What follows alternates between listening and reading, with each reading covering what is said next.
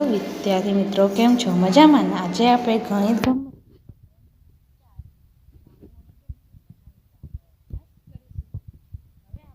જોઈશું કે દરેક વસ્તુ કઈ વસ્તુ કેટલા કિલોમીટર લાંબી હોય. તો જોડકા જોડીશું. હવે 5 મીટર શું લાંબુ હોય? તો અહીંયા અળસિયું આપ્યું છે, છોકરો આપ્યો છે, નખ છે, આંગળી છે, નખની પહોળાઈ માપવાની છે, સાડી અને ઘર. તો શું 5 મીટર લાંબુ હોય? તો જે મમ્મીની સાડી હોય એ 5 મીટર લાંબી હોય. 2 કિલોમીટરનું અંતર હોય એટલે ઘર શું આવે? તો ઘરથી શાળા સુધીનું અંતર એ 2 કિલોમીટર હોય. 10 સેન્ટીમીટરનું શું હોય? અળસિયું એકદમ સેન્ટીમીટરનું હોય. મીટરમાં શું હોય? બાળકની ઊંચાઈ છે એ મીટરમાં હોય. અને સેન્ટીમીટર તો સૌથી નાનું શું હોય? તો નખની પહોળાઈ. હવે અહીં નીચેના ચિત્રમાં કીડીને ખોરાક સુધી પહોંચવું છે તો તેને દરેક રસ્તો માપપટ્ટીની માપો અને જણાવો. કયો રસ્તો સૌથી નાનો છે? તો કીડીને રસ્તો શોધીશું. તો જો પહેલો રસ્તો છે એ માપીશું માપપટ્ટીથી આપણે. તો આ કેટલું છે? અહીંથી અહીંયા સુધીનું અંતર 6 સેન્ટીમીટર. પછી 6થી આગળ માપીશું 12, 14 અને આ છે બીજું 6 એટલે ટોટલ 20.5 સેન્ટીમીટરનું અંતર છે. હવે આ માપીશું. જો આનું અંતર છે, જો સ્કેલ ફૂટપટ્ટીને આ રીતે ગોઠવીશું અને રસ્તો 2 માપીશું તો એનું કેટલું થાય છે? આ છે 0થી 8 સુધીનું. 8થી આગળ જોઈએ તો આ 11 ને ટોટલ થાય છે 18.5 સેન્ટીમીટર. જો છે અહીંયા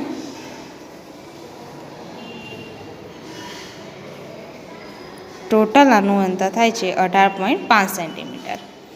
હવે રસ્તો નંબર 3 એવી રીતે જ માપીશું અને તેનું થાય છે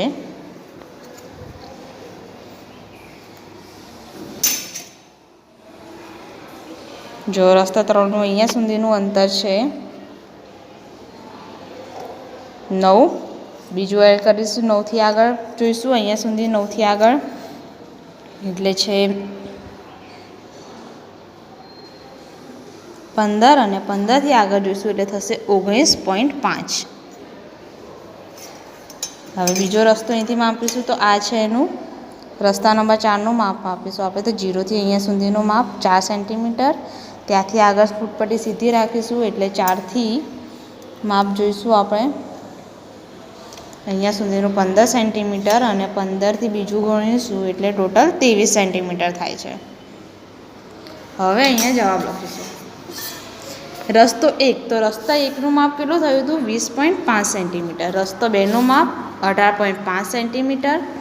રસ્તો 3નું માપ 19.5 સેન્ટીમીટર અને રસ્તા 4નું માપ 23 સેન્ટીમીટર થયું હતું.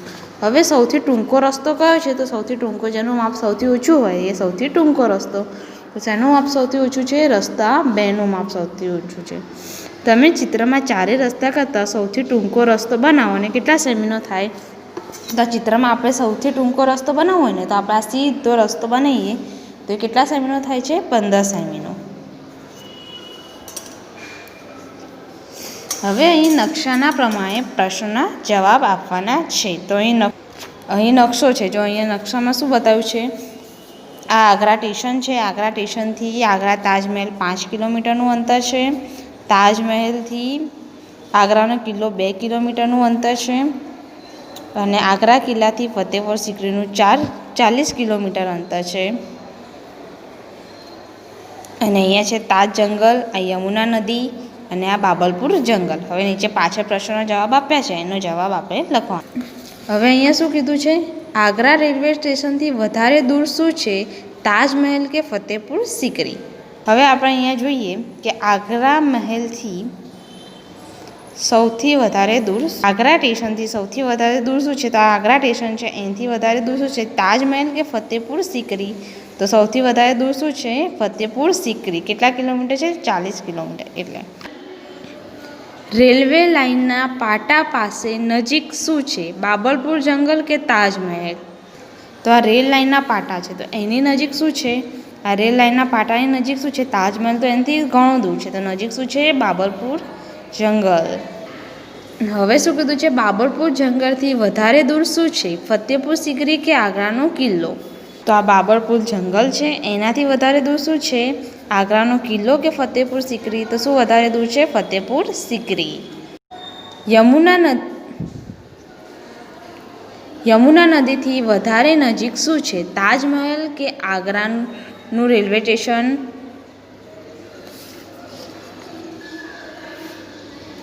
આ યમુના નદી છે ને યમુના નદીથી નજીક શું છે? તાજમહેલ કે આગ્રાનું સ્ટેશન? તો શું નજીક છે? તાજમહેલ. રેલવે લાઇનના પાટાથી વધારે દૂર શું છે? આગ્રાનો કિલ્લો કે તાજમહેલ? આ રેલવે લાઇનના પાટા છે એનાથી વધારે દૂર શું છે? તાજમહેલ કે આગ્રાનો કિલ્લો? તો તાજમહેલ એનાથી વધારે દૂર છે. આગ્રાના કિલ્લાથી વધારે નજીક શું છે? યમુના નદી કે આગ્રાનું રેલવે સ્ટેશન? આ છે આગ્રાનો કિલ્લો, તો એનાથી વધારે નજીક શું છે? આ રેલવે સ્ટેશન એનાથી બહુ દૂર છે, તો નજીક શું છે? યમુના નદી. ફતેપુર સિકરીથી વધારે દૂર શું છે? આગ્રાનો કિલ્લો કે આગ્રાનું રેલવે સ્ટેશન? ફતેપુર સિકરીથી વધારે દૂર શું છે? આગ્રાનો કિલ્લો કે આગ્રાનું સ્ટેશન? તો શું વધારે દૂર છે? આગ્રાનો કિલ્લો. તાજમહેલ તાજના જંગલથી વધારે નજીક શું છે? યમુના નદી કે બાબરપુર જંગલ? હવે આ તાજનું જંગલ છે એનાથી વધારે નજીક શું છે? યમુના નદી. બાબરપુર જંગલ એનાથી બહુ દૂર છે. પ્રશ્ન 11. નીચેના ચિત્રના આધારે પ્રશ્નના જવાબ આપો. જો અહીંયા એક ટેકરી છે, એક ગામ છે. ટેકરીથી તંબુ સુધીનું અંદર 300 મીટર છે, તંબુથી ગામ સુધી અંદર 400 મીટર છે, ગામથી કૂવા સુધી અંદર 150 મીટર છે, કૂવાથી મંદિર સુધીની અંદર 450 મીટર છે અને કૂવાથી તળાવનું મીટર 250 મીટર છે. હવે આના આધારે આપણે પ્રશ્નના જવાબ લખીશું. અહીંયા શું કીધું છે? તંબુથી ગામનું અંતર કેટલું છે? તો અહીંયા તંબુથી ગામનું અંતર કેટલું છે? 400 મીટર. તો શું આવશે જવાબમાં? 400 મીટર. ગામથી મંદિર સુધીનું અંતર કેટલું છે? ગામથી મંદિર સુધીનું અંતર કેટલું છે? તો આ ગામ છે, તો ગામથી કૂવા સુધીનું અંતર 150 મીટર વત્તા કૂવાથી મંદિર સુધીનું અંતર 450 મીટર. 150 વત્તા 400 કરીશું એટલે જવાબ આવશે 600 મીટર.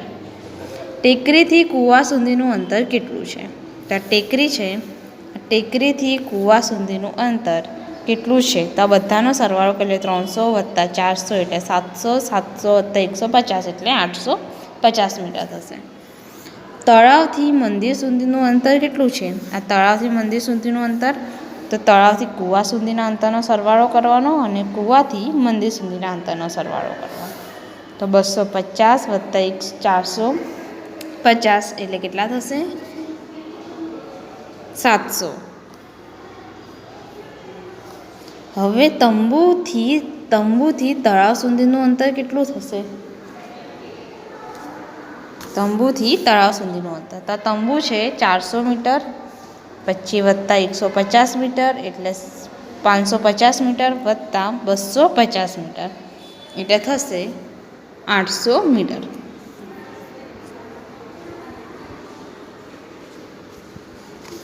હવે કયું અંતર વધારે છે? તંબુથી તળાવ સુધીનું અંતર કે તંબુથી મંદિર સુધીનું અંતર?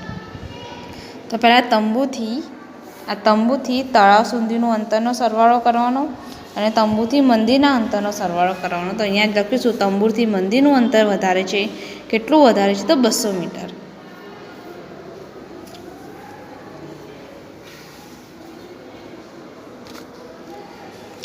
કયું અંતર સૌથી ઓછું છે? કૂવાથી તળાવ સુધીનું કે કૂવાથી મંદિર સુધીનું? તો કયું અંતર ઓછું છે? કૂવાથી મંદિર સુધીનું અંતર છે 450 મીટર અને કૂવાથી તળાવ સુધીનું અંતર છે 250 મીટર. તો કૂવાથી તળાવ સુધીનું અંતર ઓછું છે અને કૂવામાંથી 450માંથી 250 બાદ કરીએ એટલે કેટલા વધશે? 200 મીટર. કયું અંતર વધારે છે? ગામથી ટેકરી સુધીનું કે ગામથી મંદિર સુધીનું? તો કયું થાય? જો ટેકરીથી મંદિર સુધીનું અંતર ગણીએ તો કેટલું બધું થાય? 300 વત્તા 400 એટલે 700, 700 વત્તા 150 એટલે 850 વત્તા 450 બધાનો સરવાળો કરવાનો અને જે અંતર ઓછું હોય તે લખવાનું. તો અહીંયા હશે ગામથી ટેકરા સુધીનું અને 100 મીટર. કયું અંતર ઓછું છે? તંબુથી ટેકરી સુધીનું કે તંબુથી ગામ સુધીનું? હવે તંબુથી ટેકરી સુધીનું અંતર ઓછું છે કે તંબુથી ગામ સુધીનું? તો તંબુથી ટેકરી સુધીનું અંતર ઓછું છે. કેટલું ઓછું છે? તો 100 મીટર એટલું. કયું અંતર વધારે છે, ટેકરીથી કૂવા સુધીનું કે તંબુથી મંદિર સુધીનું? હવે આ ટેકરીથી કૂવા સુધીનું અંતર કાં તો તંબુથી મંદિર સુધીનું અંતર, તો કયું વધારે આવે? તંબુથી મંદિર સુધીનું અંતર વધારે છે.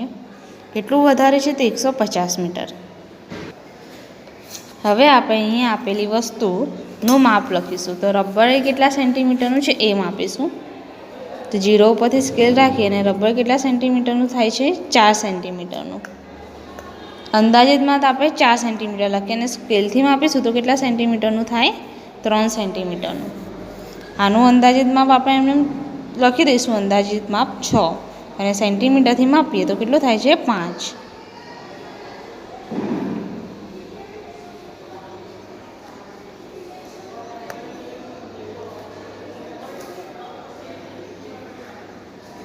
હવે કેલ્ક્યુલેટરનું માપ અંદાજિત 13 સેમી અને સેન્ટીમીટરથી માપીશું તો 15 સેમી થશે. પેન્સિલનું માપ અંદાજિત માપ લખવાનું અને આપણે માપપટ્ટીથી માપવાનું, જે જવાબ આવે અહીંયા લખવાનું. સીટનું માપ 40 સેન્ટીમીટર અંદાજથી લખીશું અને જે માપ આવે એ લખીશું. સ્કેચ પેનનો કલર પણ અંદાજિત માપ લખવાનો અને આપણી માપપટ્ટીથી માપીશું. અને પુસ્તકનું